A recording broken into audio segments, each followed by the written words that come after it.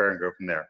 Our Father, who art in heaven, hallowed be thy name. Thy kingdom come, thy will be done on earth as it is in heaven. Give us this day our daily bread, and forgive us our trespasses, as we forgive those who trespass against us. Lead us not into temptation, but deliver us from evil. For thine is the kingdom, the power, and the glory forever and ever. Amen. I get to think about it in there every once in a while. I lose my place. Great to be doing this this Webby. This will be a little bit more fun than our average Magic Secrets Webby. We've been doing the Magic Secrets podcast for a few weeks now. It's been going really terrific. The substance of it is so valuable and so enjoyable, and we're having the time of our lives, and again, it's so valuable. So that's the combination that you want, a really killer combination. So we're going to have a terrific, this time it's going to be it'll be an extra special Magic Secrets podcast, because this is the Magic Secrets X OMG podcast. We'll be talking a little bit more about OMG One Man Gang and OMG 2026 than normal. We don't normally talk too much about online money getting, but today we're going to break the whatever they call it, the fourth wall or ninth wall or whatever it is, a little bit more, and talk about that, and that'll be a lot of fun and really help things come together. So terrific week of preparation leading into this for the Magic Secrets podcast, and we'll mostly maintain our structure this week. What we'll do in essence is I'll have kind of 30 minutes at the beginning, which includes now, where I'll be mostly focused on contextualizing things and contextualizing things with the Magic Secrets podcast for OMGers, but also contextualizing OMG for Magic Secrets podcast participants. And we really participate here. We don't mess around. If you're a part of this show, you're really part of it. And so, yeah, it can really be a lot of fun, and we can really gain a lot of distinctions, get a lot of momentum, and this is really turning into a momentum of its own. So that's really great. We have quite a large number of people that signed up today, and quite a large number of people that'll probably wind up watching the replay. It'll all together it'll add up probably in the hundreds, or given how things go over time. Of course, this might be viewed by some people in the future for posterity. We'll see. So this is all cool timing though, because the Spider-Man set came out. I really loved Spider-Man growing up. I thought it was a great thing that they did, that Stan Lee did with that, they did with Marvel Comics. Yeah, Lawrence has got his multiversal passages, which we'll definitely be talking about today. Lawrence, you can actually hold them up really, really close to the screen so people can check them out. But these are the Spider-Man meets Magic the Gathering cards. We just got joined by Theory. Theory's, oh yeah, Bryn's got him too. Theory's another great example of a Magic player and an OMGer. We'll be talking to Theory. Theory actually not just very successful with his online money game. He's an OMGer. He and his partner together are making over $80,000 a month. But they're in addition to that, whoops, in addition to that, oh, we don't need that. And so he, very successful with the old OMG methods, and we'll get into talking about more about what that means in 2026. We have terrific news coming from Nikki and a whole community that we're going to be really able to build around things. But he's also very strong at Magic. This week, Theory was in the top 200s on Arena. So we'll show the top secret deck that he was using to do that.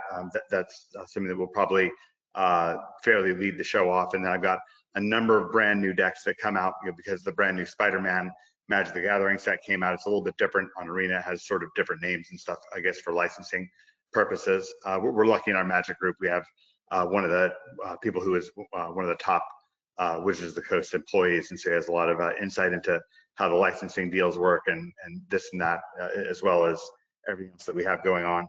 But yeah, it's really a cool thing. It's surprising looking back on it, I've been playing Magic the Gathering, well, before I played Magic, when I was just a little kid, I got Dungeons and Dragons, and it was the weirdest thing to me because it was clearly, obviously, made other games look incredibly lame. It was just an unbelievable game. There was a richness and an integrity to it, because they'd really tested the game. And so the modules themselves were really fascinating. They were very, very realistic, and there were realistic accounts of what had happened when real human beings had actually gone on these dungeons and had explored and so forth. This is a game, Dungeons and Dragons, that's part math and there is a part storytelling, but really, if the game is played right, and it's really much more fun this way, it's played very, very mathematically and very strategically. There's a lot of decisions that you have to make. And I saw it as a kid and I couldn't believe it. I was like, wow, this is so neat. And it was the craziest thing because there was this global stigma against it. And for those that were around, it's hard to tell somebody who's, of the more, recent generations, it's hard to explain to them that gaming was not cool in the 1990s and the 1980s. It was Revenge of the Nerds, and it was it was just a strange era. And so I grew up really wanting to get people to play Dungeons and Dragons with me. And it was crazy because Magic came out when I was maybe a freshman at university, which obviously was a waste of time other than Magic. Just one second, I've got contractors coming in. I'll have to explain to them that they'll need a few minutes to kind of set things up here. Hey, Rob? No, maybe not. All right, well, we'll see. So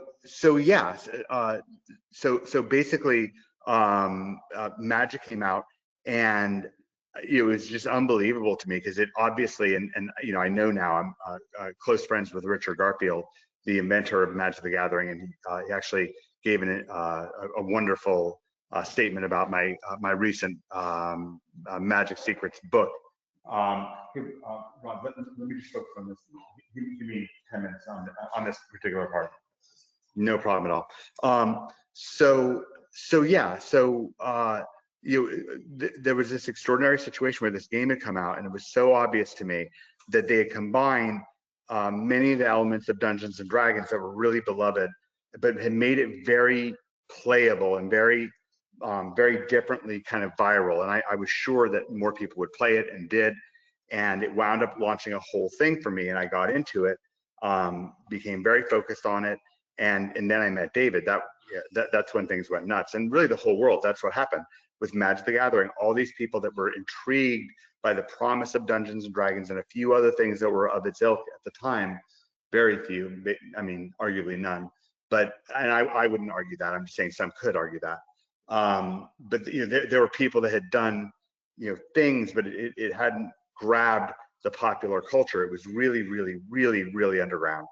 And I just thought, man, something could happen with this, could be great, and it could at least make my whole life better and more fun. And so anyways, I really got into Magic, and I knew the company. I became a world champion actually before I met David, although when I met David was when I really got to be great. I was a team world champion already.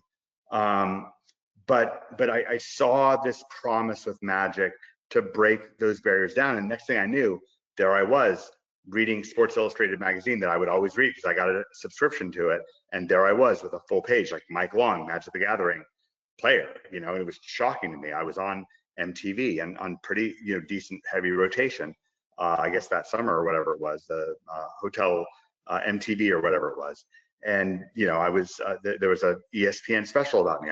Obviously ESPN was fascinating to me at the time. Loved football, all that stuff.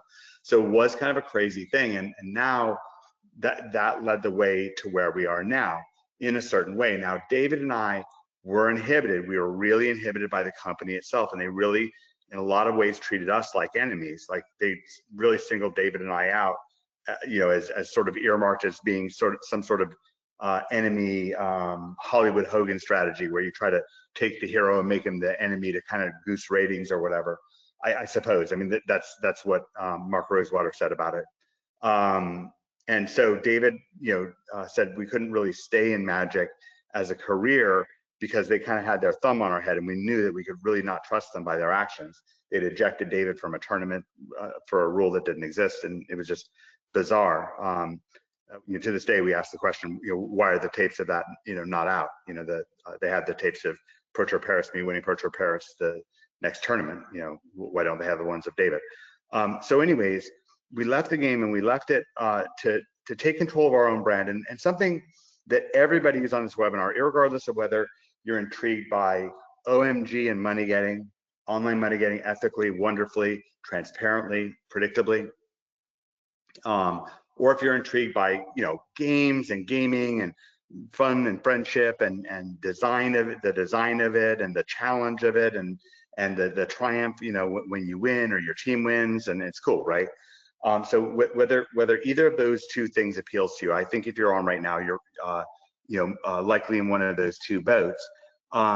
Then and let me make Smitty a panelist as well. He has been on with us for a little while, so that's really great.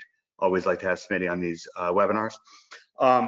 So irregardless of which of those type of person that you are, I think that there's something in common that you can really have and that you can gain from this webinar today, and from something that's going to be kind of woven into the current and the DNA of Magic Secrets and of OMG 2026, both likewise.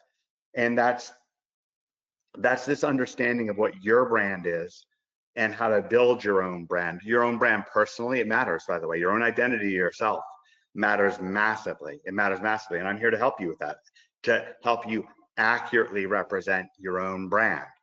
I want you to help you accurately represent your opportunities. I want to help you accurately represent the good value that you might bring to somebody, and I want you to be able to accurately represent the blind spots that your brand and you may have, that you're just not necessarily that great at, that maybe you're going to have to partner around or kind of play around, work around in life. I want to help you accurately represent how you are in relationships and personal relationships and meeting other people and talking to other people as much as I can. Somebody who certainly has a lot of strengths with that, but I've also had some really rough weaknesses with it that I've been able to help myself a lot with David's help. And so what is this thing like? What is it like? We're going to help you with your brand, right? We're going to help you with your enjoyment, with your business. If you'll stick with us, right?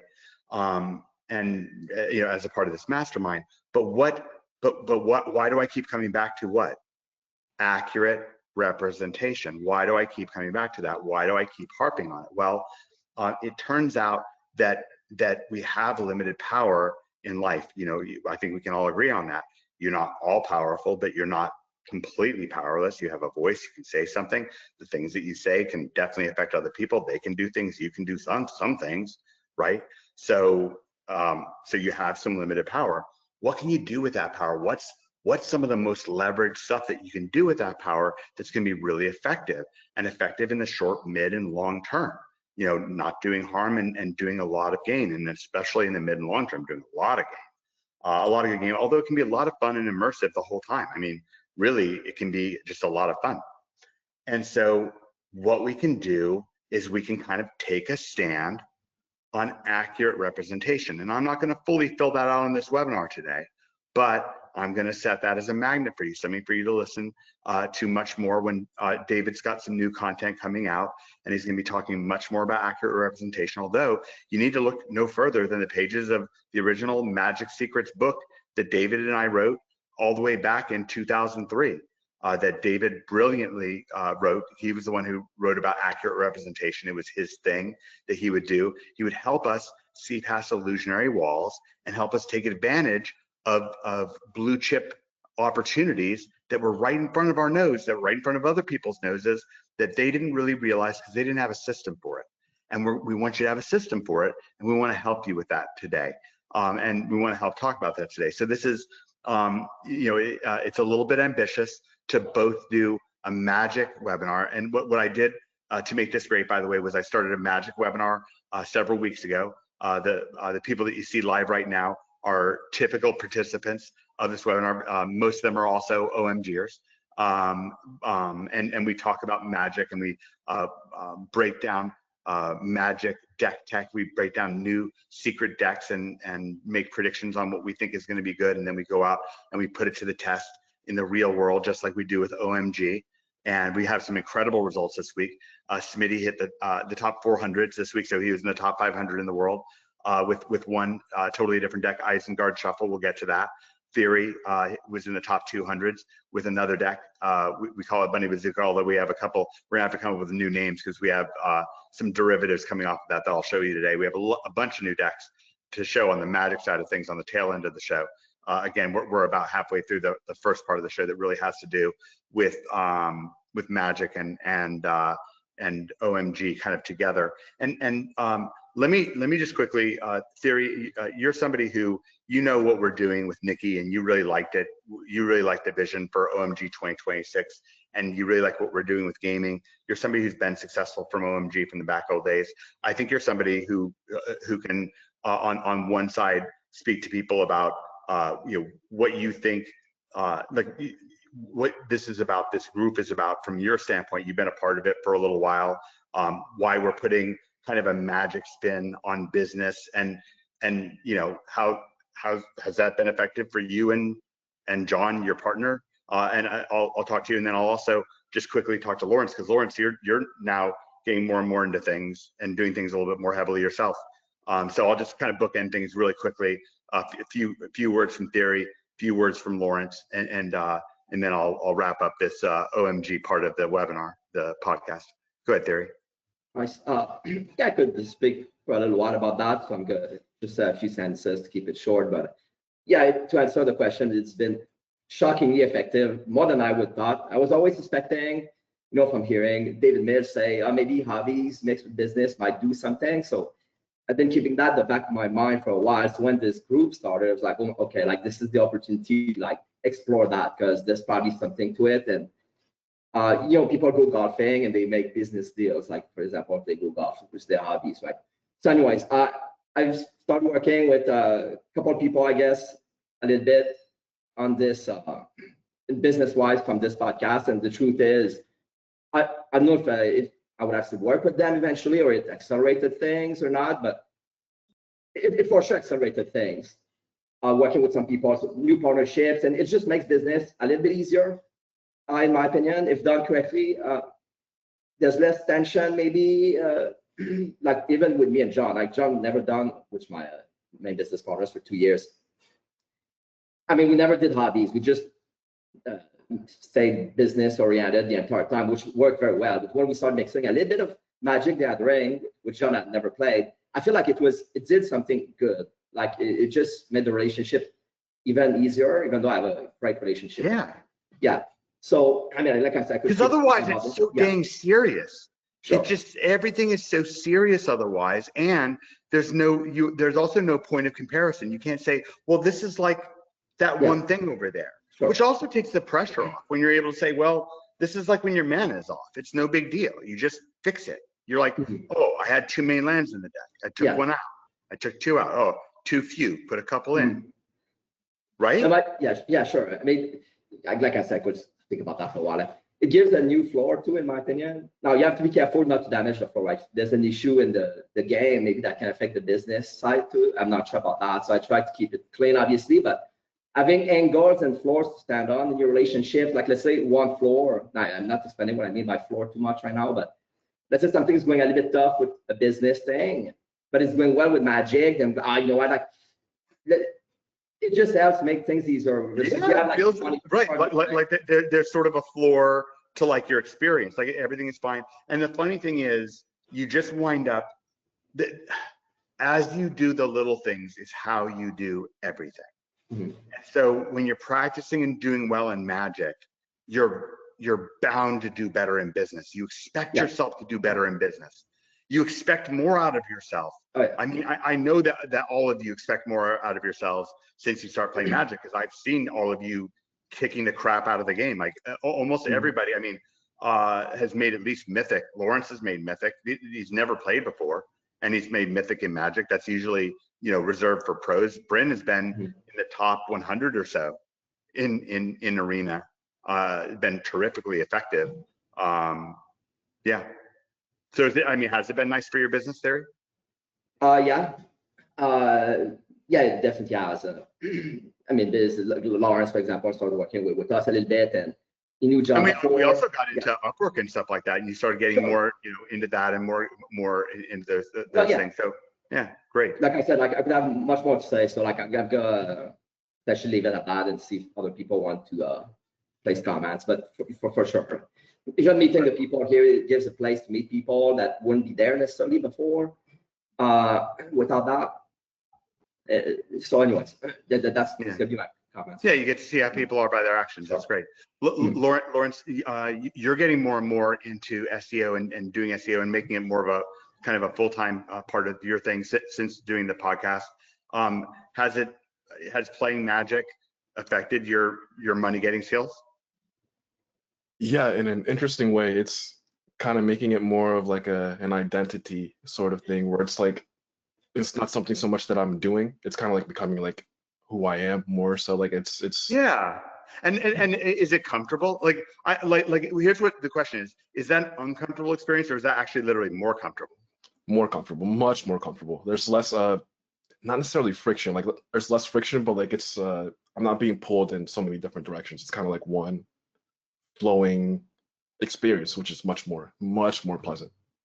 Yeah, that's a really great way of putting it, from somebody transitioning more from the quote unquote real world to kind of online money getting as a full-time career. Well, that was a terrific way to start off the podcast. The one last thing I wanted to see is if Smitty, you've been doing so much to help everybody get oriented to things, all the kind of part-time Magic players. You're more of a full-time Magic pro. Jason was in essence employee number one for David Mills and I when we started our game store. So he was like in essence our first employee ever, and somebody who probably had one of the bigger effects on my career, spanning over years and years and years time, because he's always had such a outsized effect, and then so little downsides /0 working with them.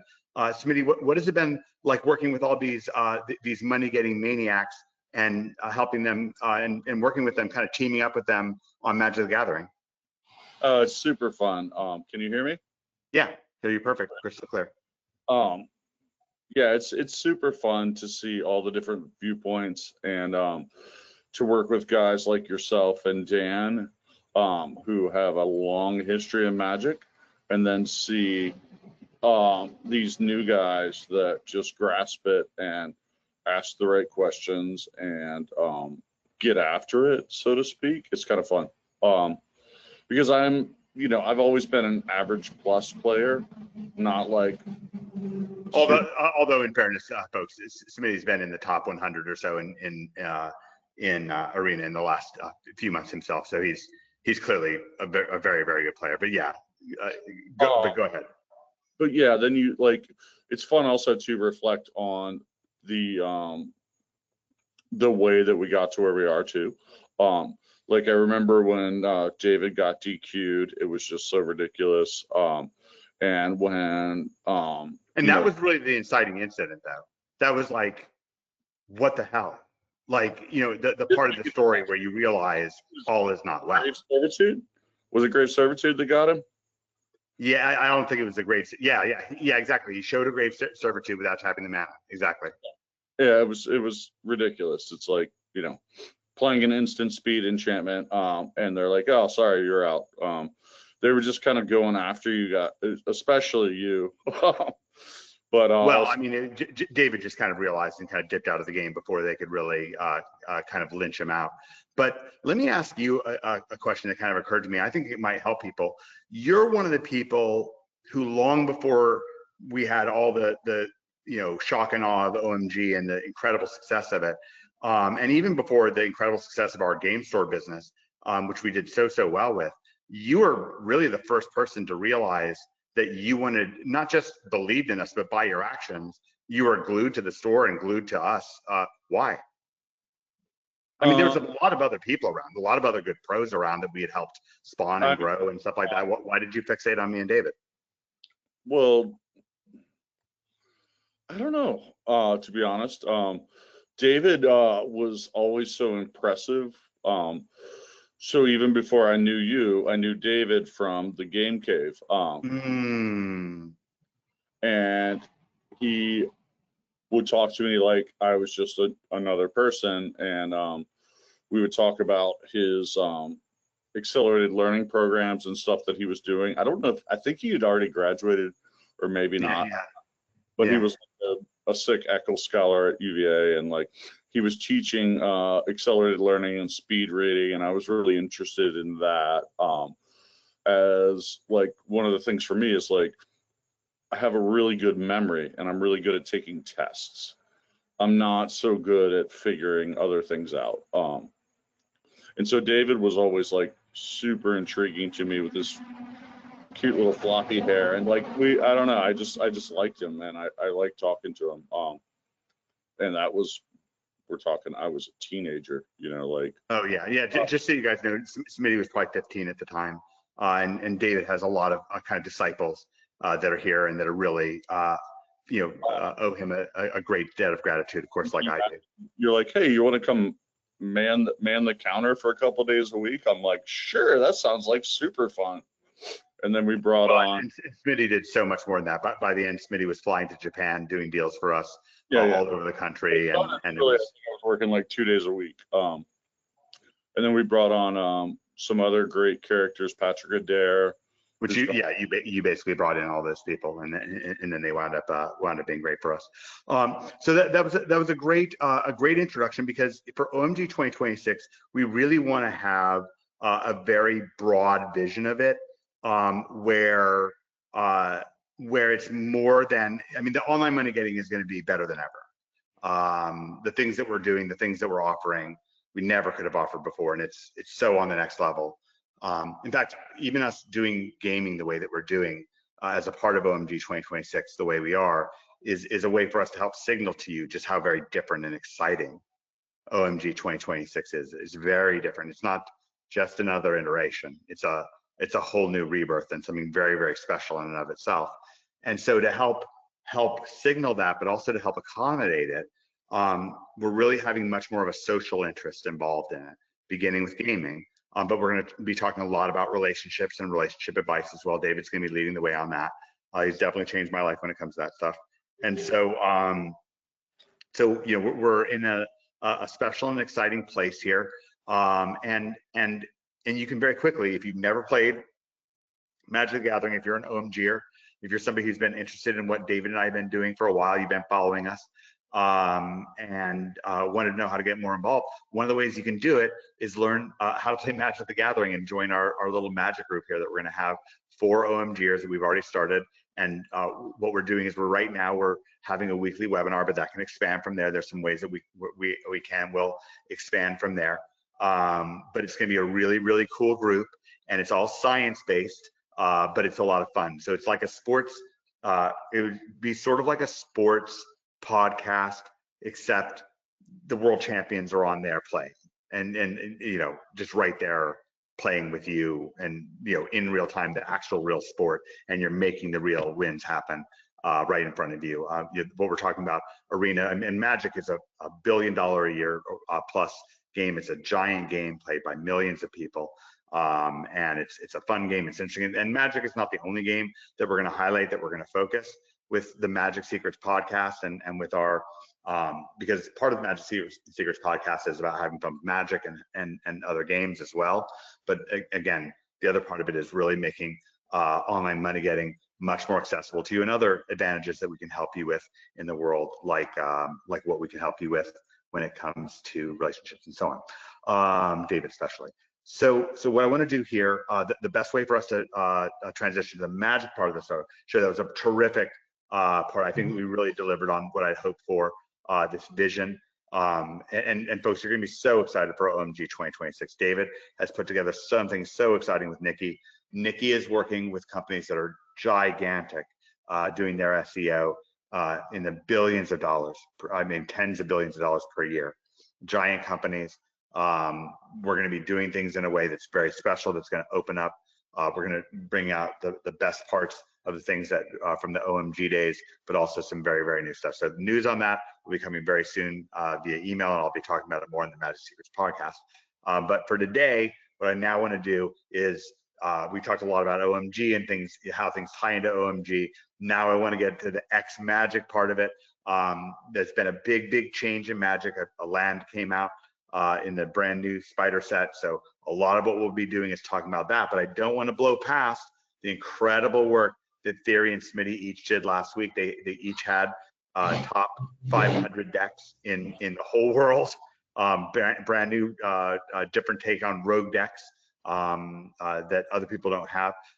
Theory, why don't do you want me to give you command and let you show off your deck yourself?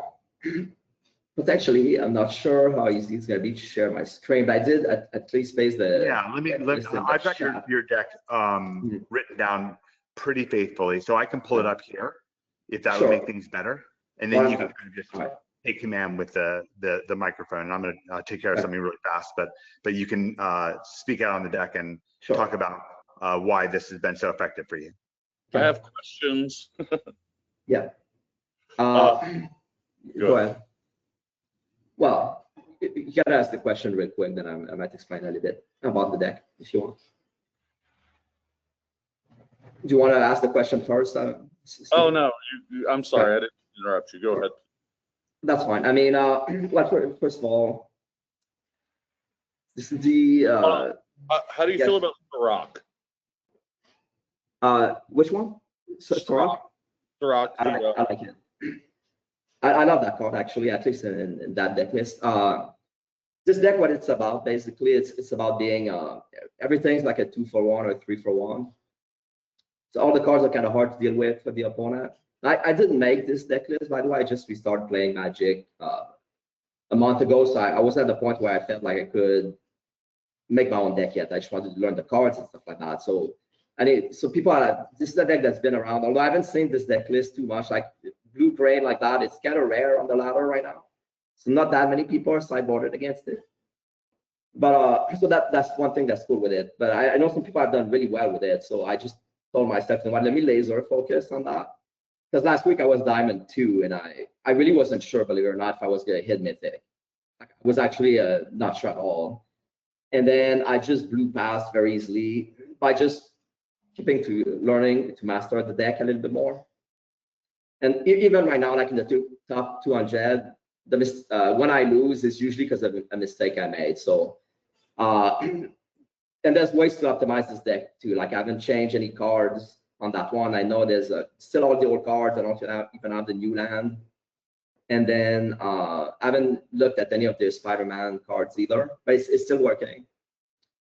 Anyways, as far as Serac, I love playing that card basically. Like they can't counter it, so like, and there's not that much draw cards in this deck. So even if they remove it, I'm like, okay, sure, like give me the card. Like one new card in this deck is actually very valuable. So like no matter what they do with it, it's annoying for them, and it's nice for me. So I really like it. What's nice too is it can be a 4/3 trample on turn 2. Because if you drop the elf on turn 1, then on turn 2 you drop this 4/3 trample. It's already starting to be annoying for the opponent. Because they're gonna start taking that, right out the gate, they're gonna start taking damage. You couldn't counter it. If they remove it, they give me a very valuable card. It's beautiful. Like that. That's what I was thinking. Obviously, what's very nice too is the Robroid, the 1/3 that grants token. They're a very, very fun card. So it's just nice to play a deck that features it. Obviously, you don't need it to win, but if it stays on the board for at least 1 turn or 2, then it's almost guaranteed win.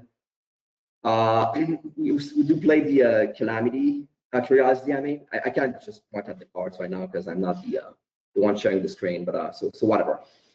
Very fun card to play too. You draw a card every time your creature is in the opponent. It's not the main thing in this deck though. Only 2 of, and then I often remove it in the sideboard. when I play best of 3. But it's still very fun. And like every card is like, every cards are annoying to deal with. Like that's the point of the deck. Like you just can't fall behind too much.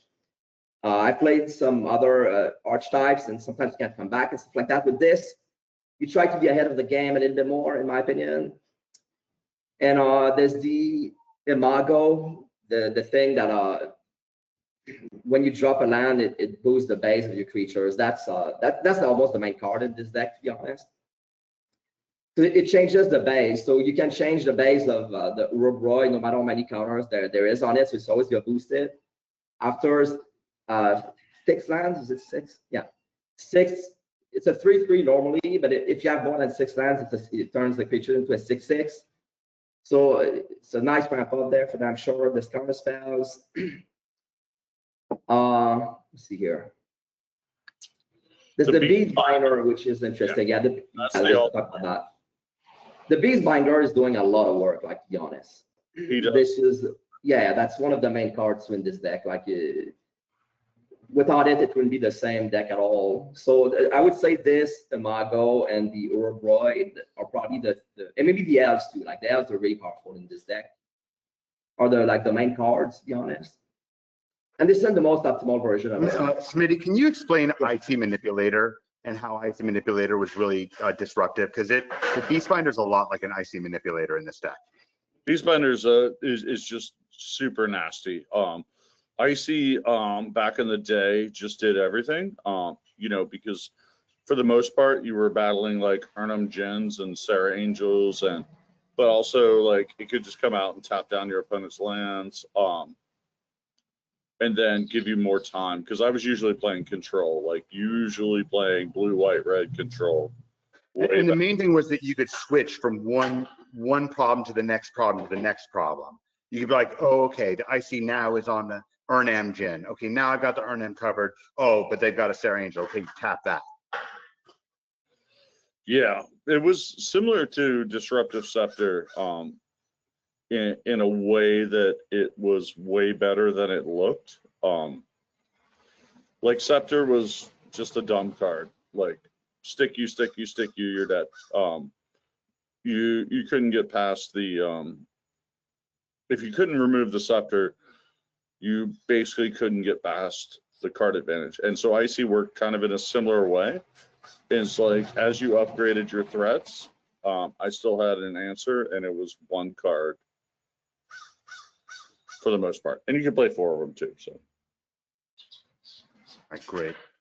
Yeah. I'm sure you covered it, but you have this kind of paranoia with the Surrock and the Paw Patch, where you're going to really punish people for targeting your creatures as well. Sure. Well, he's just like removal magnet, right? Like he takes it for all the time. Yeah, they're gonna try to remove it, almost guaranteed, and then it's gonna draw a card, like I said, which is very valuable in this deck, drawing cards. Like there's not that much draw cards. You don't need too much either, but it's welcome. Like, so even if they remove it, I'm like, okay, great. Like I'm not even unhappy about that. And then and very often with a Surrock or with the Paw Patch recruit, both of them punish people for targeting your creatures. Mm-hmm. They can't often target the Surrock first. Oftentimes they need to deal with something else, like an Aurebroid. You know, they have to kill that first, then they can come back and kill the Surrock. By that time, you've drawn 2 cards or gotten a bunch of counters off of the Paw Patch. Hmm. Yeah, the Paw Patch is less what this deck's around in this one. We only have 2 of, but you're right. Like when it's there, it's really annoying. But the main base is about changing the base of the creatures with Imago in this one. Of course, when the Paw Patch there, like it's even more annoying, both with the Surrock, because I played the other version, and that one was more about getting counters and like really mess with people with the counters on the Paw Patch there. You have to value your cards. Like you have to make sure they don't remove them easily. Like it's a different archetype that I used to play, which was interesting too, because when I started playing this deck, I had a little bit of an issue mentally. I was like, I'm never gonna be able to play this deck or to learn to play this deck. I've never know. And that nagged me for like a couple of days, at least 3, 4, 5 days. Like, you know what, I'm gonna break through basically. And then, like I was saying, even Diamond 2 last week, I wasn't even sure I was gonna hit Mythic, and I just flew past like a hit 200 or 40 or something like that.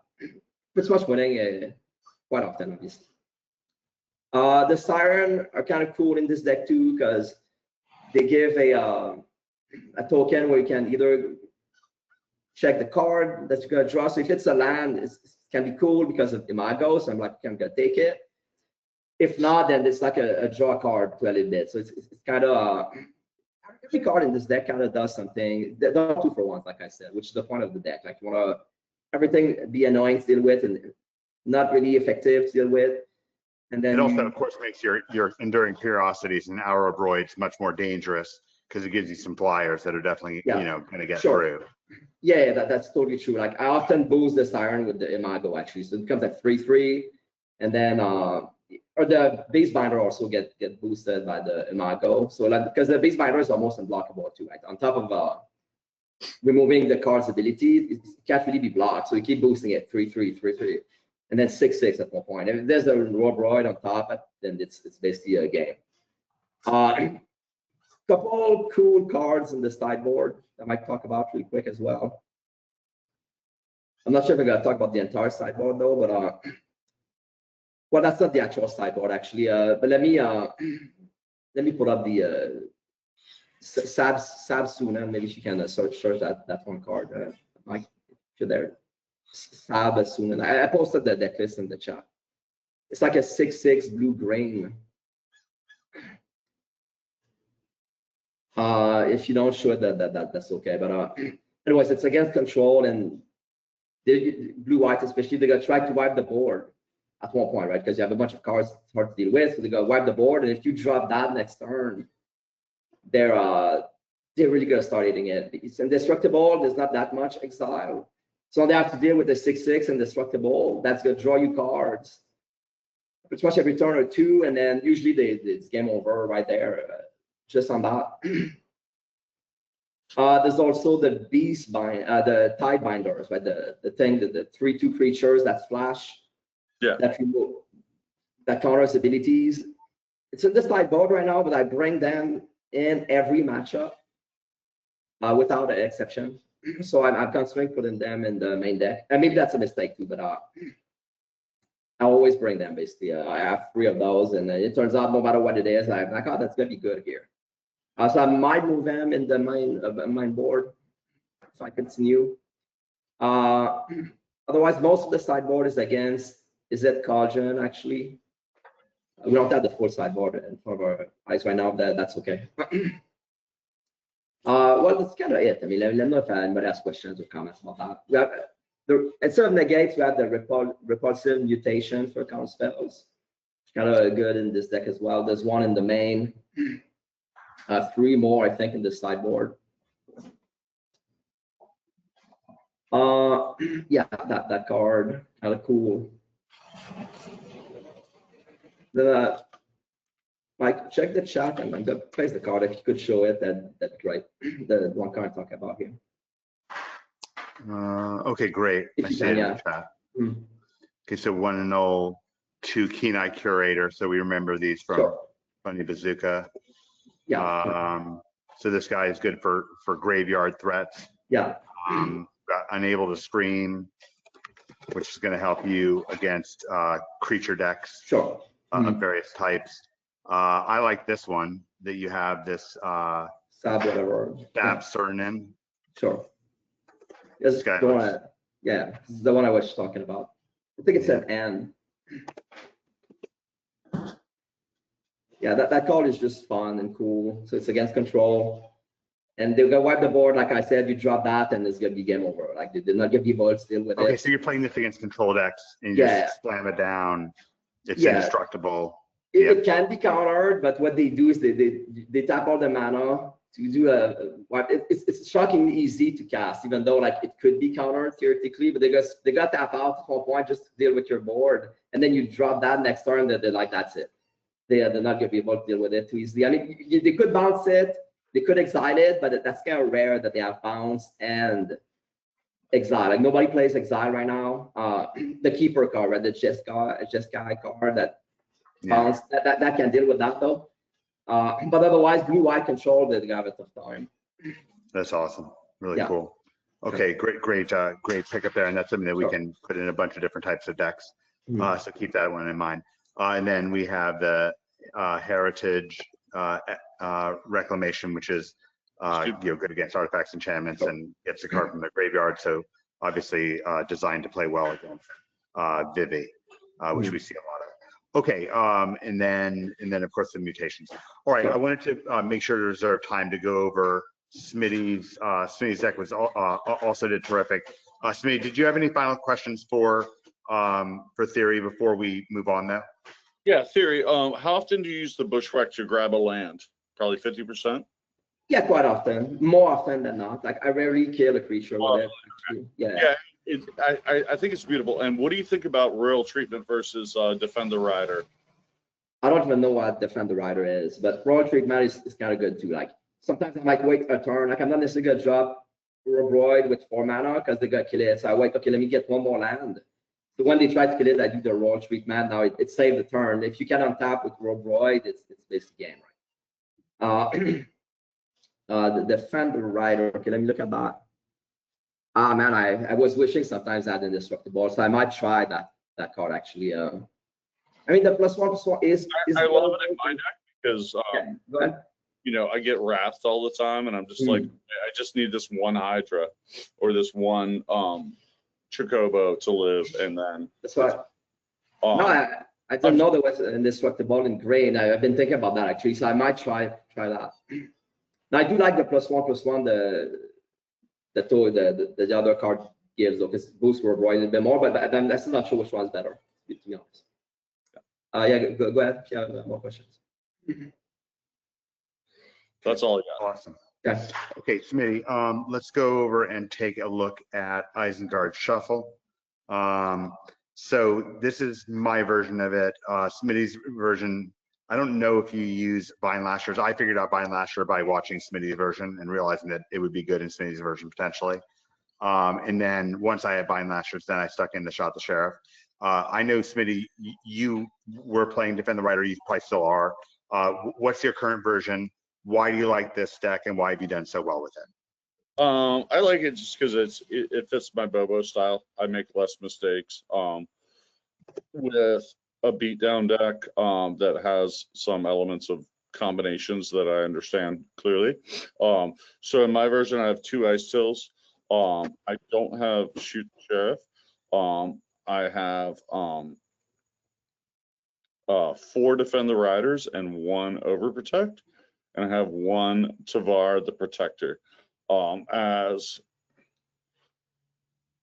for the most part, all you really want to do is have one of your creatures survive to turn 3 or 4 and make it enormous. I have 4 Divine Lashers currently. They're dope.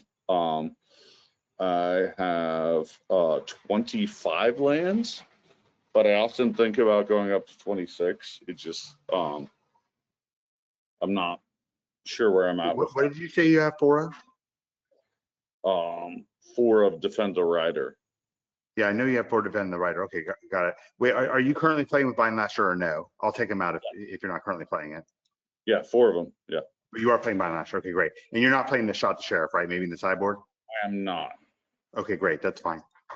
All right. I'm So you have also no not removal at all. The Shoopoof, as Do you have any of these? no. Okay, great. You should try it. It's really good. All right, great. Yeah, no, it's great because it survives those said wraths, whereas Bristly Bill does not. I have 1 Tavar the Pummeler, Yeah, who comes in like really nicely. He just, he survives, and he also just does game over at 5 mana quite often. The main goal of the version of the deck that I'm playing is just to get a dude huge. So fight off their early removal, fine. They kill something, they don't, whatever. And just have dudes. Multiple dudes is good, but sometimes you just need 1 or 2 dudes. And then Ice Till comes in, or Chocobo comes in, and it's just nasty what they do with their multiplying effects. you can run your, Lawrence could probably testify to this as he's probably played the deck a bit, or a similar version. You can pull every land out of your deck and then play it again, play it again, play it again. It's just dumb. And it's not. Lawrence, what are your comments on the deck? Yeah, I'm loving it so far. The Vine Lasher was a brilliant addition. I like the idea of having 2 Ice Tills. Sometimes I feel like I could use that guy a bit more, so that's cool. I have 2 archers too, so sorry. 2 what? What was that? Archer's charms, so you can go find him. Okay. Oh, that's smart. Yeah. Okay. Gotcha. And I'm guessing 4 bristly bills, or just 3.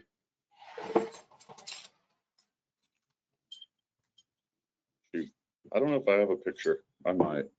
Let me point out, so Smitty, I'm thinking, it's kind of up to you, but I'm thinking I've got multiversal passage instead of, and we didn't discuss whether we use multiversal passage in Theory's deck, but I'll show you before the show ends, show you a bunch of new decks. But I actually put in multiversal passage instead of the green black verge, because that way I could cast Fine Lasher on the first turn. What do you think about that?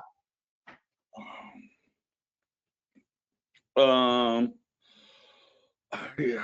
How many? So you still have 8 sack lands or 9 sack lands?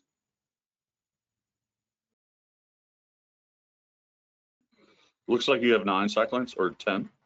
Yeah, I mean, I like 9 or 10 sack lands. I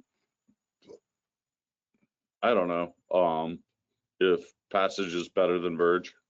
But you're also playing a lot more black in this version, so I don't know. So just consider it. Obviously, you've got them. So, but yeah. So the idea is that you build like a giant creature, like build a bear, except build a giant creature and then send the giant creature traveling over. I have a funny screen grab I can show you guys. Let's see if I can find this one with with Tifa taking a selfie as she goes in for some giant amount of damage. Yeah, I mean, the thing is, like, you with here she is. Here's a 256 trample Tifa going for the win. That's actually not that unusual. She takes the. I realize she's just like the girl from Superman who takes the selfies of herself while she's in the middle of some big crazy event. One of my favorite games of the deck was a 57-57 Hydra that won by a single point. It needed to be that big. But triple digit Tifas and Hydras are not uncommon. And like 32 Hydra happens all the time. Yeah, that's why we call it the Isengard Shuffle, because that's what the trees did at the end of what was it, Two Towers, when they took down Saruman and Isengard. They did the shuffle. So this is you get big trees coming through. It means it's the Isengard Shuffle. Yeah. Awesome deck. It's on the sideline sometimes. Go ahead. Hangs out. Sometimes Tifa just sits on the sidelines and hangs out. Like, I think I'm playing 2 of her currently. And you're just like doing other things, and she's like, okay, whatever. But yeah, it's just about not getting wrathed or removed to death.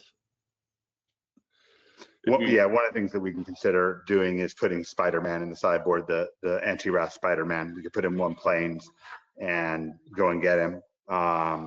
We wouldn't have as much of it, but I mean, that guy's really anti-wrath. He's really cool. I actually have him. Let me pull him up. Okay. Yeah, I'll pull the card up. He has a different name because of the licensing or whatever, but I've got it in this deck right here. This is going to make a huge sideboard impact. You guys can take a look at it here.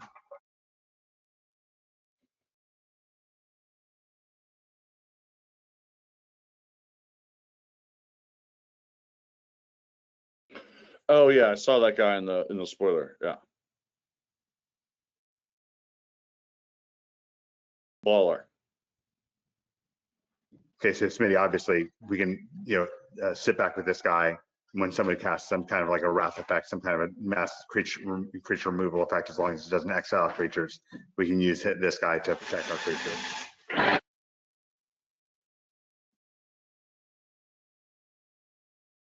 Okay, great. All right, I'm gonna do, for the last few minutes here, I'm gonna do a rundown of some new decks made possible. There's one I know Bryn's gonna be happy about because he bought a bunch of Angel cards. So this is Bunny Bazooka. Same cards. Most of these cards, it's mostly like a block constructed deck for that one set. Besides the lands that you have, really slick mana build. I was up to like I went from 90% to 1700 yesterday. If I had to play in a tournament tomorrow, I'd probably play this deck. It's really serious, dangerous, fast deck with the elves. Valley Might Callers, got the Mockingbirds.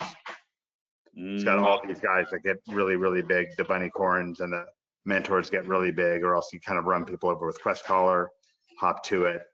So it's a really fast deck, and then you're going to have Spider-Man / Ademi in the sideboard for Wrath decks and really make it hard on them to beat you, and that's going to make this deck really solid.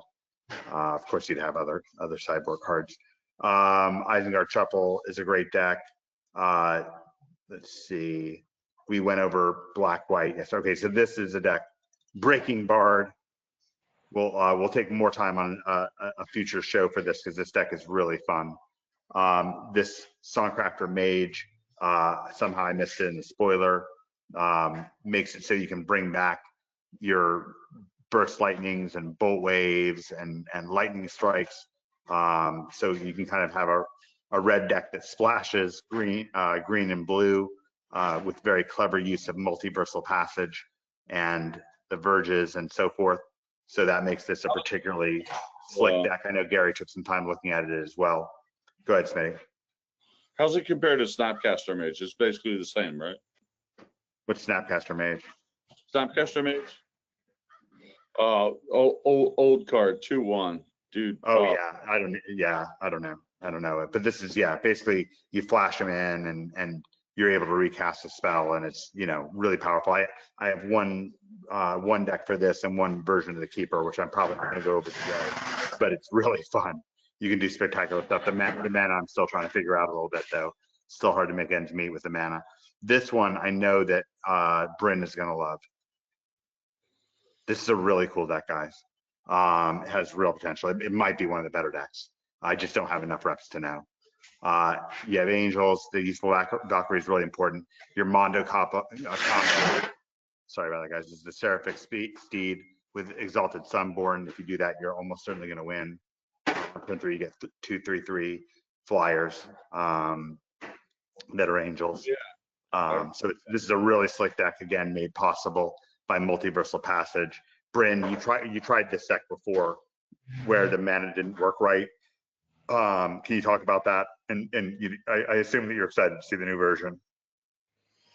Yeah, I tried it. What was it, about a month or two ago? Yeah, I think it was about a month or two ago. Very promising. Also due to like some personal circumstances. I really like the idea of the deck, and I could see how it will be working. Yeah, I'll try some of that for real. It will be really nice if the deck works out well. Yeah. Oh, it's way better than it was before. The Multiversal Passage is just slick in the deck. It really makes the Verge effective, and this deck is. I was beating the snot out of a bunch of people with this deck last night. It's a scary deck. You wouldn't want to face it. That's for sure. So this is gonna be a fun one. 3-layer Dawnborns.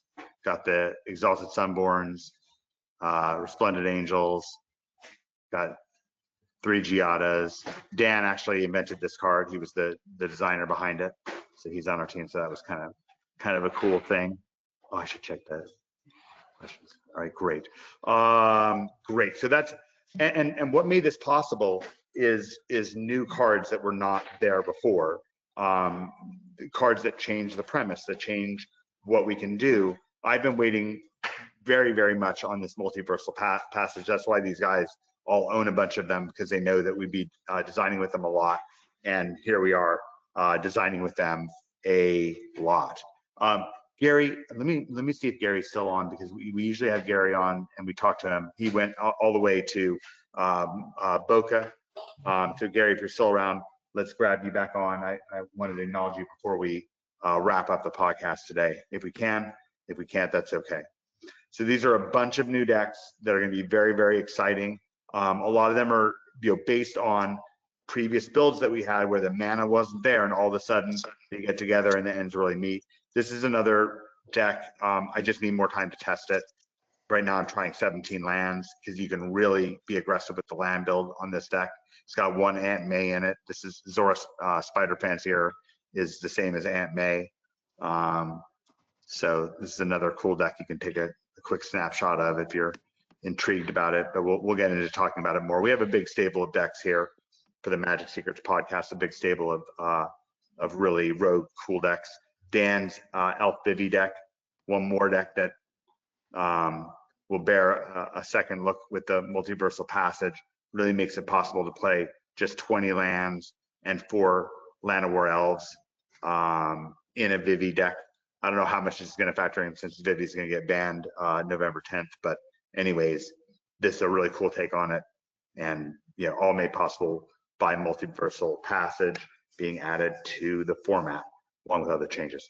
Okay, everybody, that was a killer Webby. I think we do have Gary on. So Gary, let's get your notes on this weekend and your thoughts on the new set. Okay, so again, went to Boca this weekend, pre-release weekend. As of 2022, they allow now pre-release cards in the standard format. So if you were to go to like we call it Fringe Week, because again, no one's put anything out.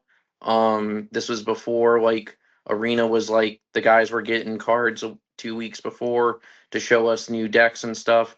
So you would go out there. Unfortunately, with a lot of people with VV and the standard format, the event didn't fire. I did talk to a couple locals about it. Again, it's, I wouldn't say oppressive, but a lot of the players, like the local players, were like, they just didn't want to play.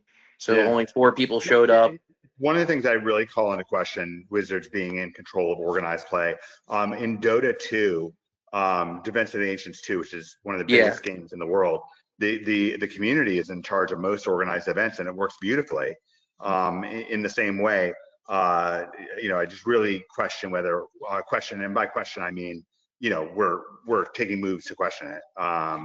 Should WotC really be in control of organized play, or should people with more integrity than WotC has, someone like, I don't know, with a 5-star reputation, someone like David Mills, for example, that people actually trust, be involved more in organized play, for example. So if we would have went back to the original 2-year standard rotation, it would have been like that 1 month where we get the set for Final Fantasy, and then there's like 6 weeks of, we would have had Cauldron, and then Cauldron would have rotated.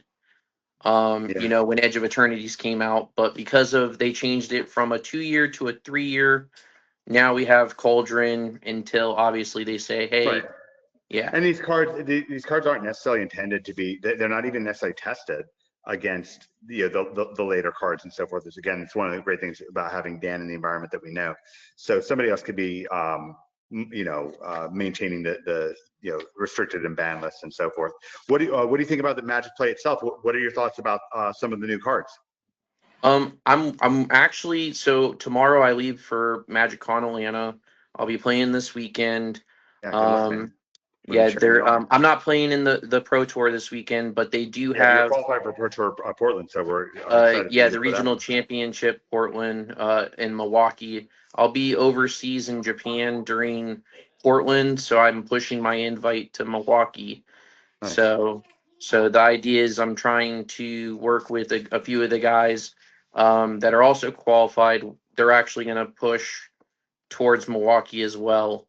So the play is like we'll make sure you guys are covered. We'll make sure. Yeah, the play is like for 4 of us to all go to Milwaukee, and then the idea is like kind of like how the Pro Tour teams do. They kind of like get a house, play test, and then get an idea before they go into the event.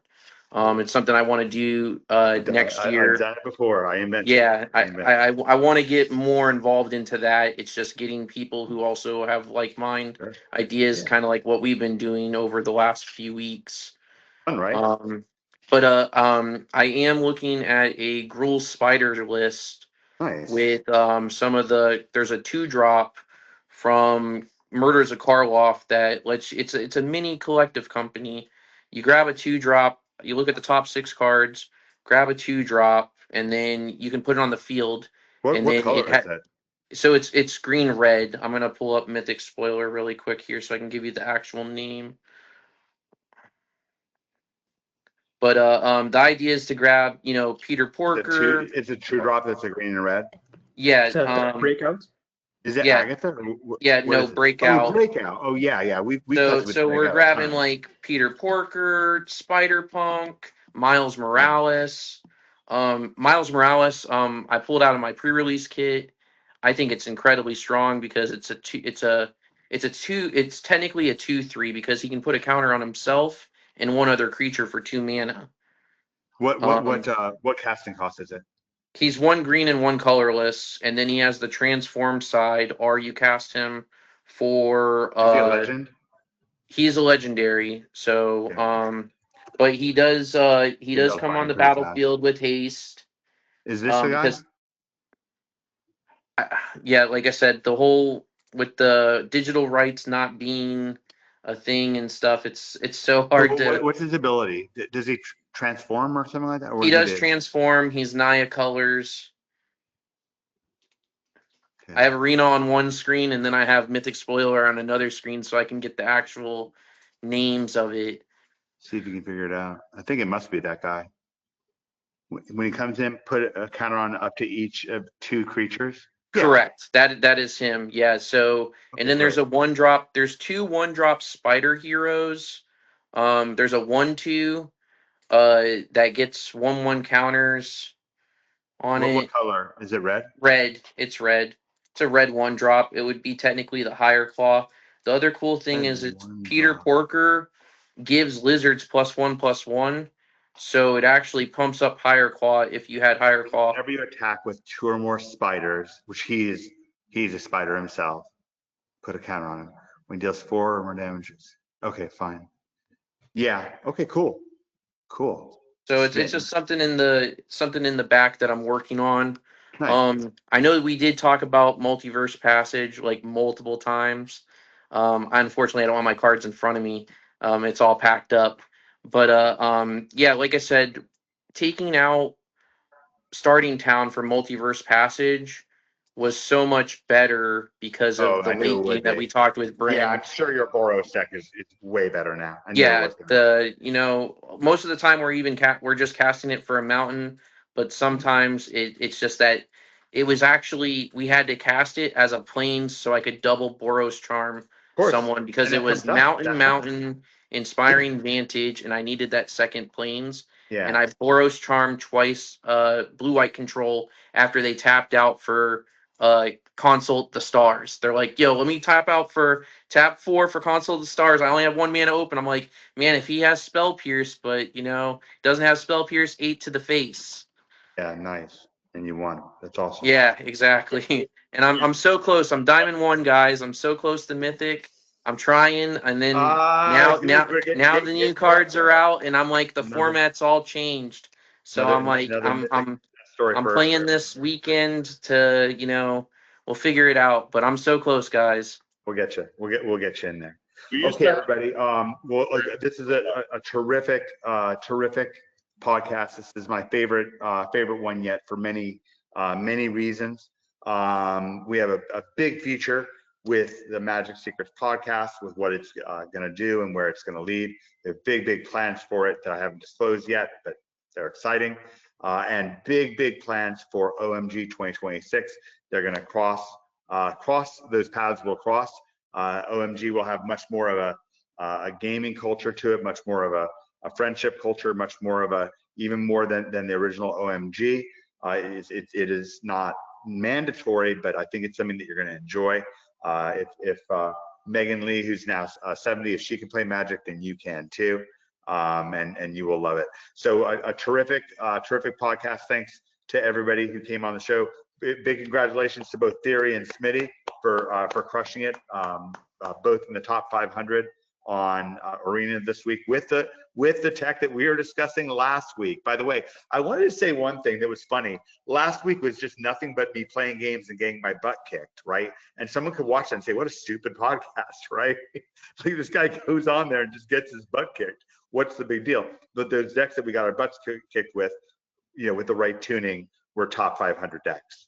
And when we say top 500, I mean these are rogue decks, and they're amongst the best in the world to be in the top 500 in Arena, and with Theory the top 200s, and that's coming from accurate representation, from us trying to dig at things and trying to understand, hey, how do I accurately represent this? How do I accurately represent this card? How do I accurately represent this opportunity? And that's what this podcast was about today. That's what Magic Secrets is about. It's about a city on a hill, just like OMG is about a city on a hill, same city on a hill, in fact. It's about a city on a hill that we're bringing together under David Mills's leadership. No one better to lead, nobody with more demonstrable, obvious, clear-cut integrity in the ways that he does them. So we really appreciate David and appreciate everything he's put together. And that's why we do this whole thing. Makes it easy. David makes it easy. So I want to appreciate everybody for jumping on today. Big ups to Theory and Smitty. Congrats to Lawrence on taking things more full-time with his SEO career. We're excited about that. That's another kind of thing that we're trying to do here. There's all kinds of ways of going mythic here. There's all kinds of ways of being #1 here, including you can just have a terrific life and make enough money to pay for it, or much more than you need, and really blaze your way from there. All right, everybody, congratulations to everybody for yet another very successful Magic Secrets podcast. We will be back again next week. Boom. Boom, boom. Boom.